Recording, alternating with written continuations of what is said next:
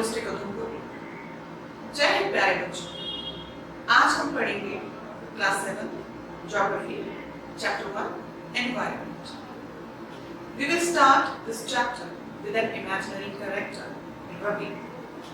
जैसा कि आपकी बुक पे लिखा हुआ है, चलिए एक आम बात करते हैं कि जब हमें गर्मी की छुट्टियां पड़ती हैं, समर वेकेशंस, तो हम सभी अपने नानी के घर जाते हैं। तो कुछ ऐसा ही है कि जब स्कूल में गर्मी की छुट्टियां पड़ी तो रवि अपने नानी के घर गए। लेकिन जब वो गर्मी की छुट्टियां बिताकर वापस फर्स्ट डे अपने स्कूल गया तो उसने देखा कि स्कूल के साथ जो एक प्लेग्राउंड था, वहां पर बहुत बड़े बड़े गड्ढे निकले हुए। उसने देखा कि वहां पर जो बटरफ्लाईज थी, ग्रास ऊपर, वहां पर मैरीगोल्ड के जो फूल थे, वो वहां पर अब कुछ भी नहीं। जो रवि था वो बहुत दुखी हुआ। इसी तरह से सभी टीचर्स आए, सभी बच्चे आए, सभी ने देखा कि जो स्कूल है उसके साथ का जो प्लेग्राउंड है वहां पे तो कुछ ऐसा है ही नहीं। अब वहां पर बहुत बड़े बड़े गड्ढे, यहाँ पर एक फ्लैट्स बनने जा रहे हैं। असेंबली स्टार्ट होती है और स्कूल की प्रिंसिपल, उन्होंने भी गैदरिंग को अटेंड किया और उन्होंने कहा, dear students, the environment of our school has changed. हमारे स्कूल का जो पर्यावरण है वो बदल गया। असेंबली के बाद सभी बच्चे, सभी टीचर्स अपनी अपनी क्लासेस में जाते हैं। लेकिन रवि के मन में एक बात थी कि प्रिंसिपल ने कहा, the environment of the school has changed. तो उसने अपनी सोशल स्टडी की टीचर से पूछा कि ma'am, what is environment? Environment क्या है? This way the chapter started. उनकी जो सोशल स्टडीज की टीचर थी, उन्होंने बताया, everything around us that affect living organism or a system is environment। प्यारे बच्चों, हमारे आसपास, हमारे आगे पीछे जो कुछ भी आप देखते हो, जो कुछ भी आप महसूस करते हो और जिसका आपकी जिंदगी पर प्रभाव पड़ता है, वही पर्यावरण। लेकिन ये पर्यावरण कुछ प्रकृति की देन है और कुछ मैन-मेड होता है। तो चलिए अब हम अपनी बुक पर देखेंगे कि पर्यावरण क्या। तो जैसे मैंने आपको बताया कि जो पर्यावरण है वो एक बेसिक लाइफ सपोर्ट सिस्टम है। क्यों? क्योंकि it provide us with the air that we breathe, जो हम सांस लेते हैं। It provide us with the food that we eat, जो हम खाते हैं। And it provide us with the shelter where we live। तो इसलिए जो पर्यावरण है वो हमें ये सारी की सारी जो चीजें हैं वो प्रोवाइड करता है, जिससे कि जो हमारी जिंदगी पॉसिबल हो पाती है। तो प्यारे बच्चों, आगे हम देखेंगे components of environment, natural environment, human made environment. जैसे मैंने पहले बात की है, नेचुरल एनवायरनमेंट, जैसे नाम से ही पता चलता है, दैट ऑकर्स नेचुरली, जो प्रकृति के द्वारा बनाया गया है, जो प्रकृति की देन है। जैसे हवा, पानी, मूली, पहाड़, पठार, पेड़ पौधे। और इसी के साथ human made environment, human made environment created by humans. जिस तरह से आप ये क्लासरूम देख सकते हो, ये टेबल्स, ये चेयर्स, ये व्हाइट बोर्ड, ये पॉइंटर, ये जितना भी कुछ है ये मैन ने बनाया है। तो ये मैन मेड एनवायरनमेंट में आता है। आप इस क्लासरूम से बाहर चले जाइए, ये स्कूल है, ये बाजार है, ये रोड्स हैं, ये पार्क है, जो कुछ भी आपको दिखता है जो मनुष्य ने बनाया है, वही ह्यूमन मेड एनवायरनमेंट। तो चलिए आगे हम देखेंगे द 4 नेचुरल डोमेन्स, जो हमारा आज का मुख्य टॉपिक है। तो 4 जो हमारे नेचुरल प्रकृति के द्वारा दिए गए जोन्स हैं, डोमेन्स हैं, उसमें सबसे पहले आता है लिथोस्फीयर, हाइड्रोस्फीयर, एटमॉस्फेयर। और यहाँ पर ये तीनों जोन जब इंटरैक्ट करते हैं तो एक नया जोन बनता है, दैट इज कॉल्ड बायोस्फीयर। लेकिन आज हम बात करेंगे lithosphere. It comprises the rocks of the earth crust and the thin layers of the soil that contain nutrient elements which sustain organisms। सबसे पहले आपको पता होना चाहिए कि लिथोस्फीयर है क्या। Lithosphere is a part of the earth crust, जो हमारी जमीन है, जो हमारी अर्थ है, उसका जो सबसे ऊपरी परत है कि जिसको क्रस्ट कहते हैं, that is the lithosphere. And the thin layer of the soil that contain nutrient elements. अब आपने सुना है कि जो हमारी मिट्टी है वो उपजाऊ होनी चाहिए, फर्टाइल होनी चाहिए। तो ये जो अर्थ का जो ऊपरी पार्ट है, ये जो क्रस्ट है, ये फर्टाइल मिट्टी होती है कि जिसमें न्यूट्रिएंट्स होते हैं। अगर इंसान को जिंदा रहना है तो ऑब्वियसली उसे कुछ ना कुछ खाने के लिए चाहिए। तो ये जो ऊपरी परत है, ये जो क्रस्ट है, इंसान इस पे एग्रीकल्चर कर सकता है, करता है, क्रॉप्स को ग्रो करता है, ग्रो करने के बाद उसको कंज्यूम भी करता है। तो इस तरह से ये जो अपर लेयर है, जो क्रस्ट है, ये एग्रीकल्चर के लिए बहुत अच्छा है। प्लांट्स की बात करेंगे, प्लांट्स को भी मिट्टी चाहिए। तो जो ये प्लांट्स हैं, इस मिट्टी में न्यूट्रिएंट्स होते हैं कि जिसको ये लेके ग्रो करते हैं, और हम जो ह्यूमंस हैं एज वेल एज एनिमल्स, वो किसी ना किसी तरीके से इन प्लांट्स पे भी डिपेंड हैं। Which sustain organism? Organisms की बात करूँगी, बहुत humans are there, plants are there, animals भी यहाँ पे हैं, लेकिन कुछ ऑर्गेनिजम्स जो मिट्टी के अंदर होते हैं, कुछ तो हमें आंखों से दिख जाते हैं और कुछ हम आंखों से नहीं देख सकते। तो उनके एग्जिस्टेंस के लिए, उनके जीने के लिए ये जो न्यूट्रिएंट्स हैं वो सारे के सारे इसी क्रस्ट में ही पाए जाते हैं। तो इस तरह से आप लोग देख सकते हो कि जो लिथोस्फीयर है ये कितना इम्पोर्टेंट है। यही एक ऐसे डोमेन है, यही एक ऐसी लेयर है कि यहाँ पे जिंदगी संभव है। Next, the two main divisions of the earth surface, lithosphere की बात की है। लिथोस्फीयर को इन्होंने दो पार्ट्स में डिवाइड किया है। The first one is the continent and the one is the ocean basins. Continent क्या है? These are the 7 continents of the world. आप देखो बच्चों, आप यहाँ पे देख रहे हो कि जैसे हमारे कॉन्टिनेंट्स 7 हैं, एशिया है, यूरोप है, अफ्रीका है, north America, south America, Australia and Antarctica. और बाकी जितना भी इसमें है वो सारा पानी है। आपको पता है कि जो हमारी अर्थ है 71% उसमें वाटर है। अगर आप इस वर्ल्ड मैप को देख रहे हो तो आपको देख के क्या लगता है कि ये जो कॉन्टिनेंट्स हैं, क्या ये पानी में फ्लोट कर रहे हैं? ये अलग है और पानी अलग नहीं। चलिए एक आपको मैं उदाहरण देती हूँ। एक सड़क है, आप गाड़ी लेके चल रहे हैं, मानसून का सीजन है, चलते चलते आपने आगे देखा कि सड़क पर पानी भरा हुआ है। वहाँ पे पानी भरा है, ऐसा तो नहीं है कि आप वहाँ पे गाड़ी रोक दोगे। आप जरूर कहीं ना कहीं कनेक्टिविटी देखोगे, आप इस तरफ भी जाओगे, इस तरफ भी जाओगे, यहाँ आपको रास्ता मिलेगा, आप निकल जाओगे। इस तरह से चलते चलते चलते आगे आपको फिर गड्ढा दिखेगा, फिर आप वहां पे आपको पानी भरा हुआ दिखेगा। लेकिन मेरा यहाँ कहने का ये मतलब है कि जिस तरह से एक सड़क कनेक्ट होती है, बारिश में गड्ढों की वजह से पानी भर जाता है, इसी तरह से हमारा अर्थ है। ये जो लैंड मास है ये कनेक्टेड है, ये वर्ल्ड में पूरा लैंड मास कनेक्टेड है।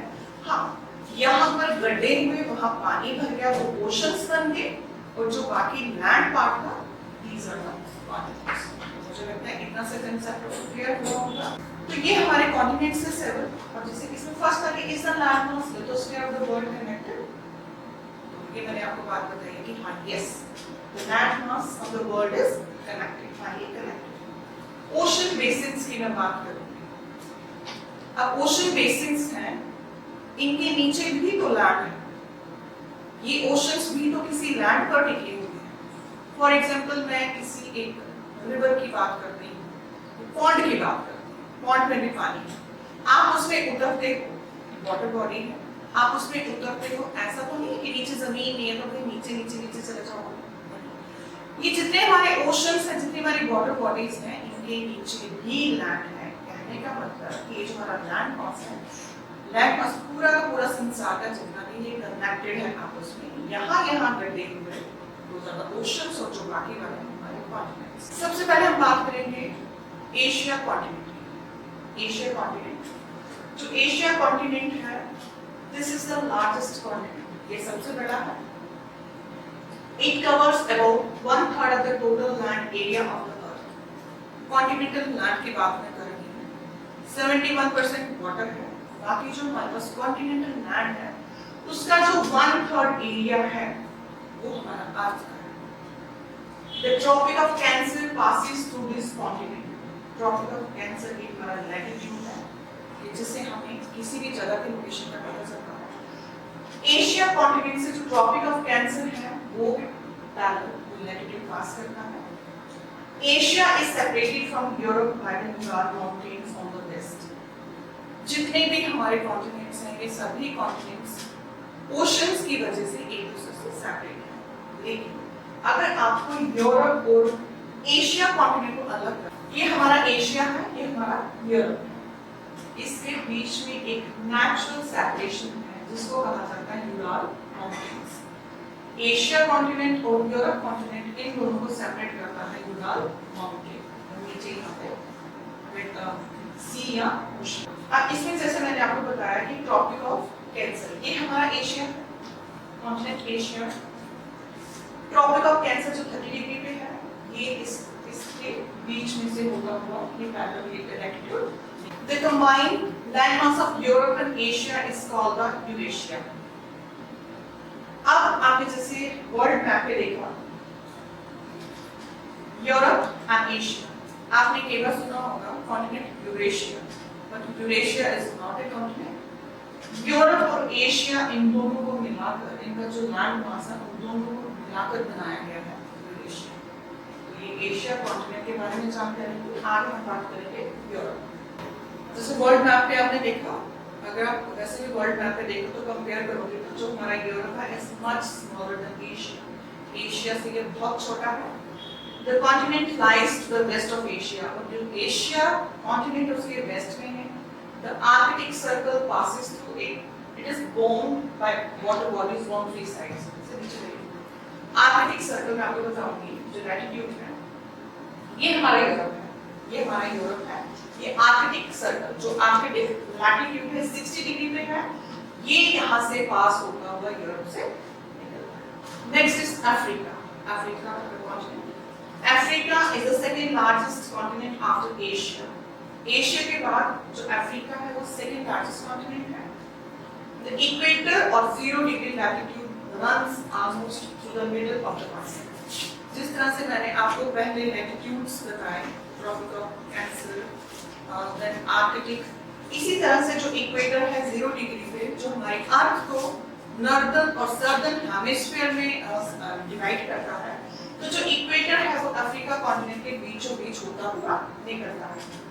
The Sahara Desert, the world largest hot desert, is located in Africa. Desert के बारे में आपने सुना है, hot desert भी है, cold desert भी है। तो इसी तरह से जो वर्ल्ड का सबसे बड़ा डेजर्ट है सहारा डेजर्ट, वो अफ्रीका में है। The continent is bound on all sides by the oceans and the sea. इस कॉन्टिनेंट के भी चारों तरफ समुद्र है और साथ ओशन है, महासागर है। You will notice that the world longest river, the Nile, flows through the Africa. और जो वर्ल्ड का सबसे लॉन्गेस्ट रिवर नाइल है वो भी अफ्रीका से निकलता हुआ। ये रहा हमारा अफ्रीका। ये इक्वेटर है जो कि 0 डिग्री पे है, जो मैंने अभी बताया। तो ये इक्वेटर साउथ अफ्रीका से निकलता है ये, और इसके साथ आप देखते Tropic of Cancer and Tropic of Capricorn. This is only the continent.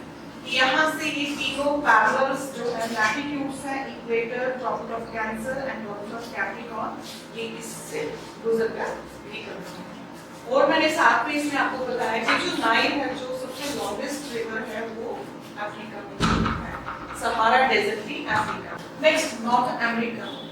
North America is the third largest continent of the world. First Asia था, सेकंड अफ्रीका, और जो थर्ड है वो हमारा north America. It is linked to South America by a very narrow strip of land called the Isthmus of Panama. ये मैं आपको map पे दिखाऊंगी, वर्ल्ड मैप। हाँ, जैसे आप यहाँ पे देख सकते हो नॉर्थ अमेरिका, साउथ अमेरिका, ये जो बीच में एक स्ट्रिप है, नैरो स्ट्रिप है, this is called Isthmus of Panama। पहले ये लैंड था लेकिन अब इसको काट कर यहाँ पे कैनल बनाया गया है, तो इसलिए ये जो कनेक्टिविटी है। The continent lies completely in the northern and western hemisphere। जैसे आपने वर्ल्ड मैप में देखा होगा कि ये जो नॉर्थ अमेरिका कॉन्टिनेंट है ये नॉर्दर्न और वेस्टर्न हेमिस्फीयर में है, एशिया। नेक्स्ट तो south America. South America lies mostly in the southern hemisphere. जैसे नाम से ही पता चलता है कि जो साउथ अमेरिका वो सदर्न हेमिस्फीयर में है। The Andes, world longest mountain range, runs through its land from north to south. अब ये जो सबसे लंबी longest mountain range है Andes, वो नॉर्थ से साउथ तक फैली हुई है, वो सबसे लंबी Andes पर्वत जिसे आप कहते हो। South America has the world largest river, the Amazon, और ये जो वर्ल्ड का सबसे बड़ा लार्जेस्ट रिवर है Amazon, वो भी south America. Next we will take Australia continent. जैसे वर्ल्ड जो कॉन्टिनेंट का मैप है आपने उसमें देखा है, आपको फिर से दिखाऊंगी कि जो ऑस्ट्रेलिया है वो is the smallest continent that lies entirely in the southern hemisphere.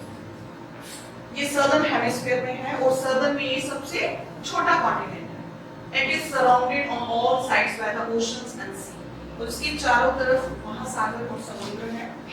It is called an island continent, इसको आइलैंड कॉन्टिनेंट कहते हैं क्योंकि ये आइलैंड की तरह है, इसके चारों तरफ पानी ही पानी है, तो आइलैंड कहा जाता है। एक piece of land that is surrounded by water.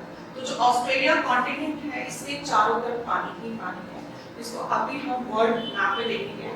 जैसे ये ऑस्ट्रेलिया कॉन्टिनेंट है, this is the smallest, southern hemisphere में सबसे छोटा है।